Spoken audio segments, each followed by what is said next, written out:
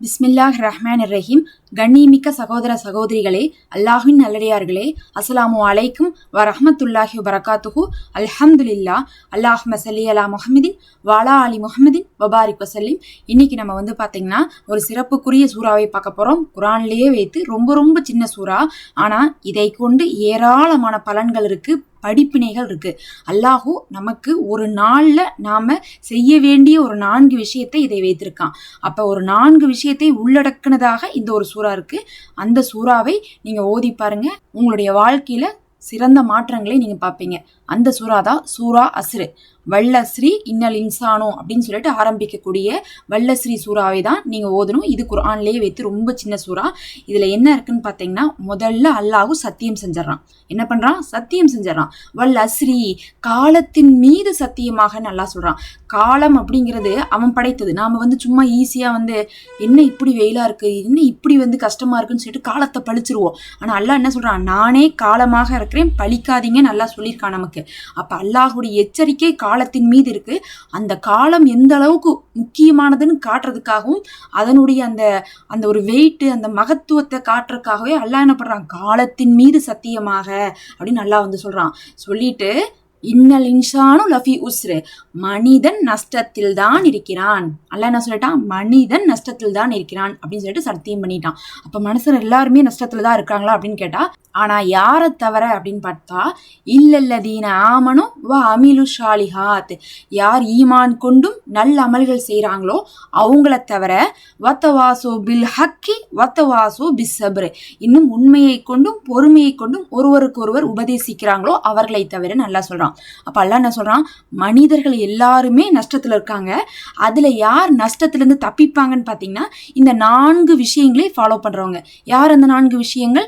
ஒண்ணு, ஈமான் கொண்டிருக்கணும். ஈமான் நம்ம கொண்டிருக்குமா? அல்லாஹ்வை மட்டும் வணங்குறது, அவனுக்கு இணையாக யாரையும் ஆக்காம இருக்கிறது, அவனிடத்திலேயே எல்லாத்தையும் எதிர்பார்க்கறது, அவனுடைய விதியை நம்புவது, அவன் படைத்த அனைத்தையுமே நம்ம ஏற்றுக்கொள்வது, இதெல்லாம் ஈமான் கொள்வது.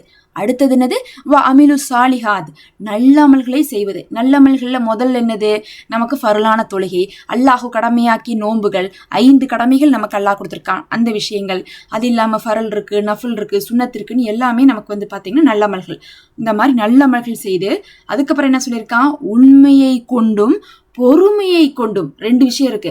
நீங்க உண்மையே செய்யணும், அதே நேரத்தில் அந்த உண்மை அப்படிங்கிறதுனால நான் கரெக்டாக தான் சொல்றேன் அப்படின்னு நீங்க போய் யாரையும் போய் அடிச்சிட முடியாது, யாரையும் போய் எதுவும் பண்ணிட முடியாது. உங்க கண்ணு முன்னாடி ஒரு அநியாயம் நடக்குது, நீங்க கரெக்டா இருக்கீங்கிறதுக்காக அநியாயம் செய்யறவங்கள போய் நீங்க ஒண்ணுமே பண்ணிட முடியாது. அல்லாஹ் சொல்றான், உண்மையை கொண்டும் பொறுமையை கொண்டும். பொறுமையும் உங்களுக்கு வேணும், நிதானம் வேணும், பொறுமை வேணும். எப்படி எதை செய்யணுமோ அப்படி செய்யணும். அதை கொண்டு ஒருவருக்கொருவர் உபதேசிங்க. ஒருவருக்கொருவர் உபதேசிப்பதுன்னா நேர்வழி காட்டுங்க. ஏன்னா நபி ஸல்லல்லாஹு அலைஹி வஸல்லம் அவர்கள் இஸ்லாத்தை ஏற்றி வைக்கும் போது எல்லாரும் சொன்னோன்னு கேட்டாங்களா? கேட்கவே இல்லை, ஒவ்வொருத்தவங்களா தான் கேட்டாங்க. நபி அவர்களுடைய காலமே எப்படின்னா, கொஞ்சம் யோசிச்சு பாருங்க, நூஹ் அலைஹிஸ்ஸலாம் அவர்களுடைய காலமெல்லாம் அப்ப ரொம்ப கஷ்டமா இருந்துச்சு. நபி அவர்களுடைய காலத்துல சஹாபாக்கள்லாம் ஏத்துக்கிட்டாங்க, அங்க இருக்கக்கூடிய மக்கத்து குறைஷினர்கள் தான் அந்த மாதிரி பண்ணாங்க. ஆனா நூஹ் நபி காலத்துல எல்லாம் யாருமே ஏத்துக்கலன்னு தான் சொல்லணும். அவங்களாம் அத்தனை வருஷம் செஞ்சு போட்டு ரொம்ப குறைந்த எண்ணிக்கையில தான் மனிதர்கள் ஏத்திருந்தாங்க. அந்த மாதிரி இருக்கும்போது அவங்க என்ன பண்ணிருக்கலாம்? நான் உண்மையதானே சொல்றேன்னு சொல்லிட்டு என்ன பண்ணிருக்கலாம்? உங்களை என்ன பண்ணிடணும்? அல்லாஹ் அழிச்சிடணும்னு சொல்லிட்டு சாபம் கொடுத்துருக்கலாம். ஆனா அவங்க அப்படிலாம் பண்ணல. பொறுமையோடு தான் என்ன பண்ணிருக்காங்க? ஒவ்வொரு விஷயத்தையும் கையாண்டிருக்காங்க. அதனால வாழ்க்கையில ஒவ்வொரு இடத்துலையுமே நல்லதாவே இருந்தாலும், உங்க பக்கம் நியாயமே இருந்தாலும் பொறுமையை கையாளுங்க. இந்த 4 விஷயத்த செய்யறவங்களை தவிர மற்றவங்க எல்லாருமே நஷ்டவாளிகள்னு அல்லாஹ் சொல்லிட்டான்.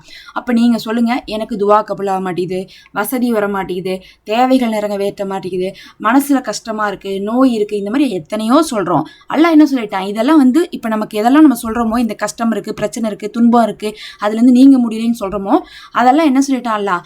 அந்த நஷ்டத்தில் இருக்கக்கூடிய மனிதர்களை பத்தி சொல்லும் போது, இந்த 4 குணம் கொண்டவர்கள் மட்டும்தான் லாபத்தில் இருக்காங்க, மற்றவங்க எல்லாம் நஷ்டத்துல இருக்கிறாங்கன்னு நல்லாவே சொல்லிட்டான்.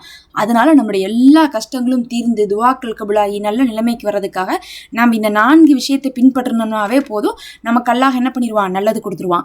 நீங்க நினைச்சுக்கிறீங்களா நம்ம நிறைய ஓதுனா போதும் நம்ம வசதி அடைஞ்சிடலான்ட்டு? அப்படிலாம் கிடையாது. நீங்க போய் பார்த்தீங்கன்னா தெரியும், சிலர்லாம் இபாதத்தெல்லாம் ஃபர்லானது மட்டும் தான் செய்வாங்க. ஆனா அவங்களுடைய நற்குணத்தின் காரணமாகவே, அவர்கள் தீனை பின்பற்றுவதன் மூலமாகவே அவர்களுக்கு அல்லாஹ் உயர்ந்த அந்தஸ்தை கொடுப்பான். அதனால அமல்கள் செய்யறது எந்த அளவுக்கு முக்கியமோ அதே மாதிரி அல்லாஹ் சொல்லியிருக்கிறத பின்பற்றுவது முக்கியம். அதனால இந்த சூறாவை உணர்ந்து ஓதுங்க, பின்பற்றி வாங்க. ஒரு முறை ஓதினாவே போதும். தினமுமே இதை ஓதிவாங்க. அஸ்ஸலாமு அலைக்கும்.